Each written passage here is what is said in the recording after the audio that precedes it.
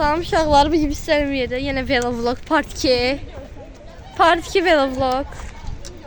YouTube'a koyacağım, narahat olma. Hə, yaxşı. Velovlog part 2. Artıq daha yaxşı vlog. Bir telefonu tuturam. Sənə çəkirəm, nə olsun qabaqdan. Yəni ayağa qalsaq.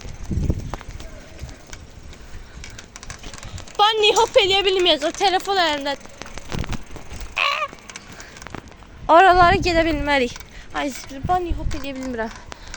Telefon elə mənim deyillər. Çünki mən ünlüyəm. Ənəs başımın təpəsində. O yer tutaq. Bayni, mən burada bunny hop eləyə bilmərəm. Niyə? Çünki telefon əlimdədir.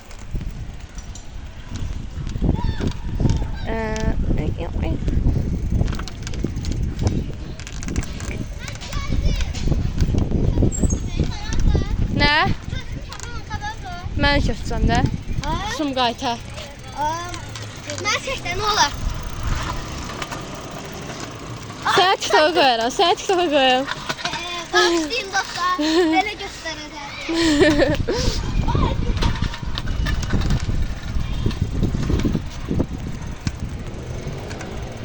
Sənə bir dənə zor TikTok'a qoyaram. Çəkmişəm video. Hə. Sadasa sağ olun, uçun buradan. Oy da Tünzar nəsə eləyir. Tünzarı nəsə eləyir. İrama eləyəm. Çəkirəm, nə olsun da. Çək, onu çək. Normal gedir, sadəcə normal gedir. O da eləmək istəyir orada. Gör bunny hop eləmək istəyir, neysə. İndi Aliko gəlir. Aliko get. Piu.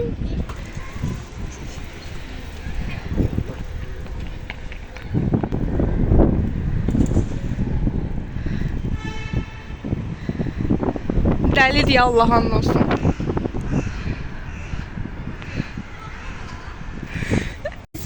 Dağılandan sonra yenidən gəldi. Boş ver, üzümlə şey.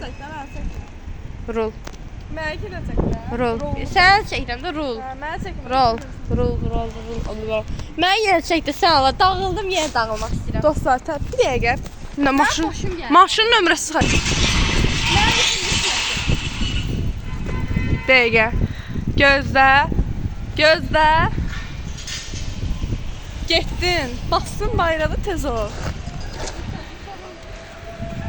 Kötü çocuk oldu.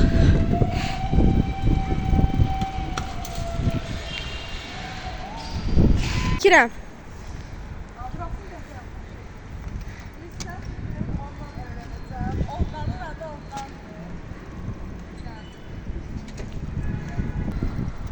Ve oy başladı. İşte geliyor. İşte geliyor.